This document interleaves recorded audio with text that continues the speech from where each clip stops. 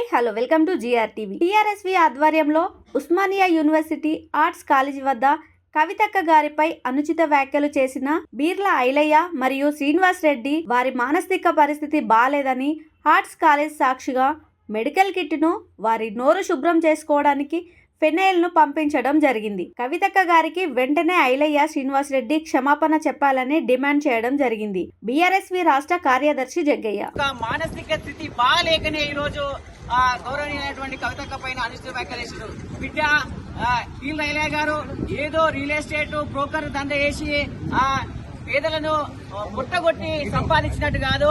కవితక్క గారు ఈ తెలంగాణ ఉద్యమానికి ఉరుతలూగించి బతుకమ్మ ప్రోగ్రాం మీద తెలంగాణ రాష్ట్ర ఏర్పాటునే తీసుకొచ్చినటువంటి గొప్ప నాయకురాలు కవితక్క గారు.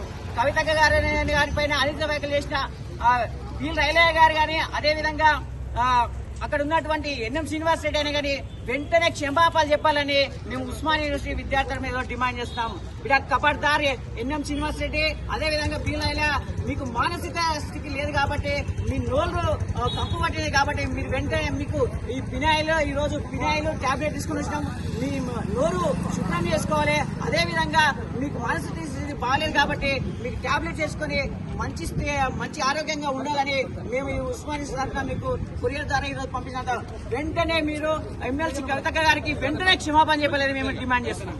జై కవితక్క, జై కవితక్క. Hi, this is Swathi.